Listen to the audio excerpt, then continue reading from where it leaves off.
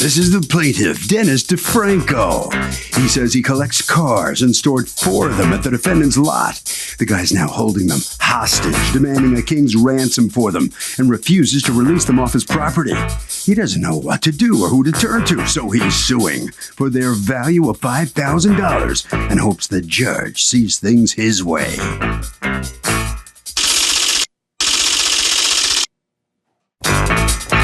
This is the defendant, Dominic Laudicio. He says the plaintiff hasn't paid him any money for the storage of the cars in 8 months, so you're darn right he's going to hold on to them. He'd like nothing more than the money he's owed so he can get rid of them and the plaintiff once and for all. He's accused of carpooling.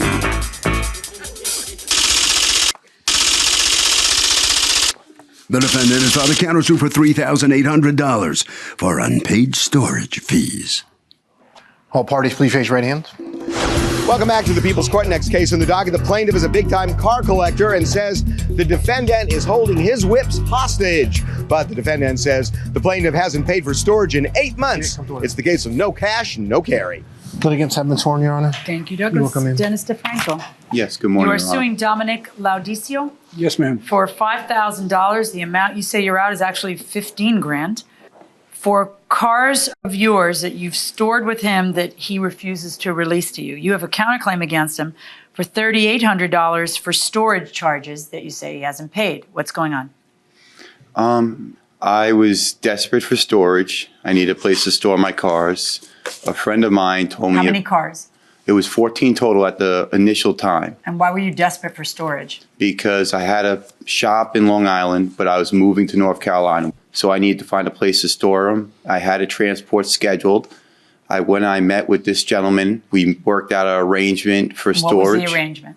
I believe it was $200 a month for 14 cars, as long as 14 cars remained. I had the 14 cars there. I got a transporter to get the first run came through. What kind of cars are these that we're talking about? 2 1967 big block Camaros, SS's. I think there was 5 IROC Z Camaros. There was a Daytona 500 pace car Trans Am. There was 2 special edition GTA Trans Ams and 2 Mustangs. Okay. Not all cars were in good shape. Some of them were rough. Some of them were in good shape. And there was 2 cars that were just recently painted. Okay. I have all the photos of the cars before they went to his shop and while his shop. Okay. So the agreement is you bring him the cars when? I brought the cars to him in August, I believe, towards the end of August or September. Of what year? Last year, ma'am, I'm sorry. August 2011. And then you're supposed to pay him $200 a month. And when you dropped the cars off, did you pay the $200? I gave him $400 down, $200 for the first month, $200 security, as we agreed. Is there any argument about that? Did you get? Yes, ma'am. According to you, how much did he give you? Complete opposite. How much did he give you? The deal started in July. He only gave me $200, and he didn't pay me a dime thereafter. Do you have a receipt? He refused to give me any paperwork. Then just refused to give him cars into cash. I don't understand. I was desperate for storage at the time. I understand, but why would he refuse to give you any paper? Why don't you just write down on a piece of paper, I hereby acknowledge receiving $400, and then you'd have a receipt? There's no written agreement whatsoever, even on any of That's worse. I'll get to that in a second. Yes, but you're paying him cash, and you have no way to prove how much you paid? No, ma'am. That's crazy, right? Yes, Your Honor. Okay. So now you don't have actual paperwork about the storage to begin with? No. All right. And according to you, it happens in August. According to him, it happens in July. All right. So then what happens? You do arrange for transport for the majority of the cars. Yes. I moved 9 the first time. About a month and a half, 2 months later, I came back to New York, spoke with Dominic. Okay, but even by your math then, a month and a half, 2 months later, after that, you're already owing more storage fees. You're not paying him? I gave him the money when I picked up the second. Okay, but you're behind on storage fees, correct? Yes, but we had phone communication. How much behind were you? It was 1 month. So now you owe what, another 2 months? No, because when they took the first 9 cars, we renegotiated our deal. There was no longer 14 cars. There was only 5. And what did you renegotiate it to? $100 a month. Okay. And is there a dispute about that? Yes, ma'am. It was $400 a month. So according to you, the charges are $400 a month? Yes, ma'am. Okay. Now, and nothing in writing? Yes. What? I gave him a regular card, my business card. On the back, I put down received $200, balance of $400. He was supposed to be there 6 weeks total. I can't have that amount of cars when I'm applying for the town tollers. The place has got to be cleaned out, and they want ownership or titles to the cars that are on the property. So you end up telling him it's going to be $400 a month. Yes. According to you, he owes you $400 more for 6 weeks, which is the limit that you're giving him.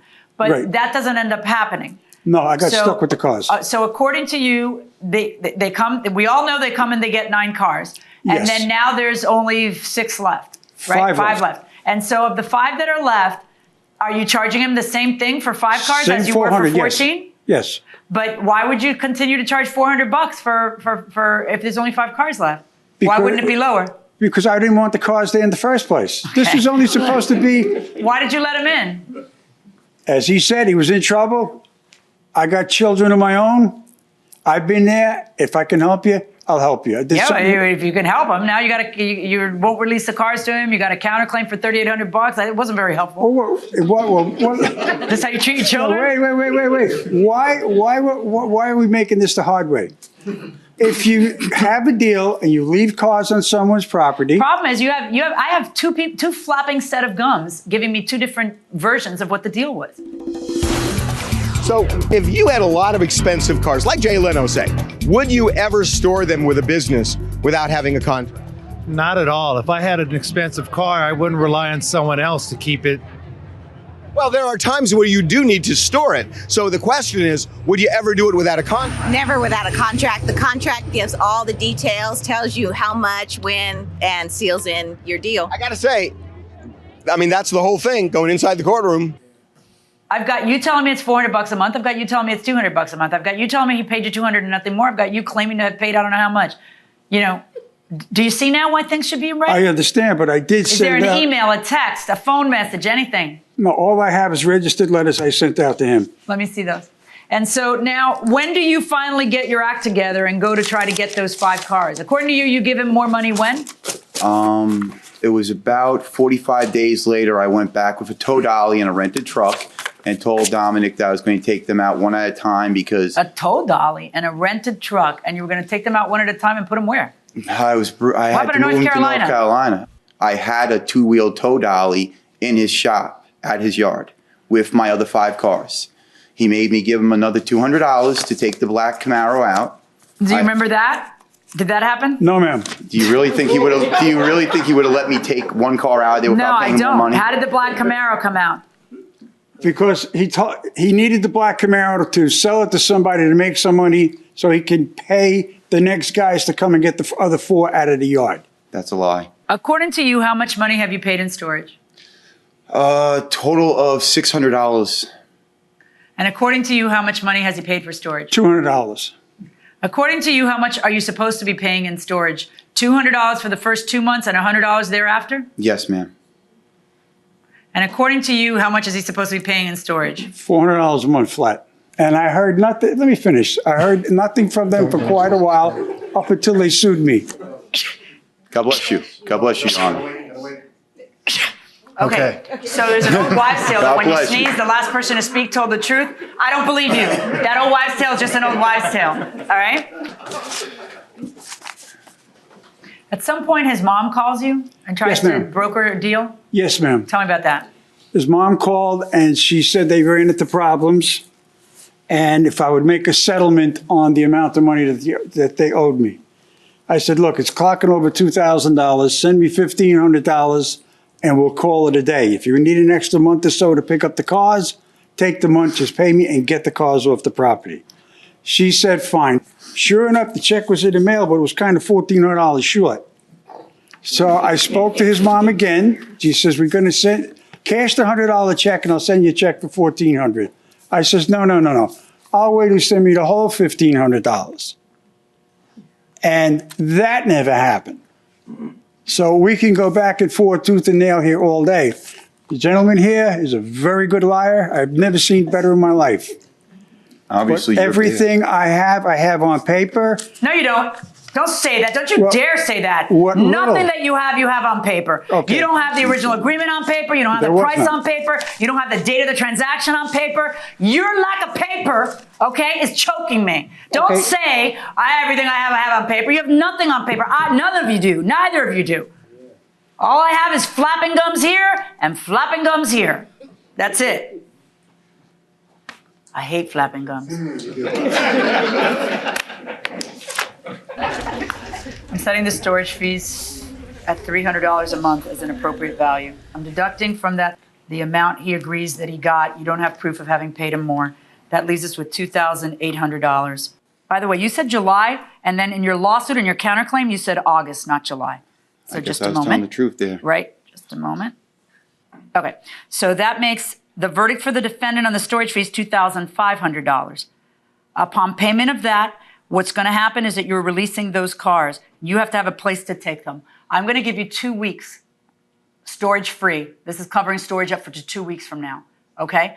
After 2 weeks from now, we're going to have a problem. Because under New York law, if you have failed to pick up something, you're going to need to go through your liens and everything else. The man is going to end up taking your stuff. That's what happens when you don't have the money, okay? But you don't want that to happen, so come up with the money to solve this problem. $2,500 verdict for the defendant on the counterclaim, release of all the cars on your claim against him upon payment of that storage fees.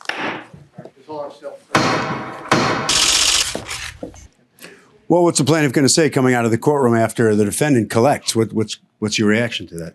Pretty pathetic that he tripped over so many lies, one after the other, and the judge still ruled on his side. Mm-hmm. That's pretty foul. You will get your cars back, at least.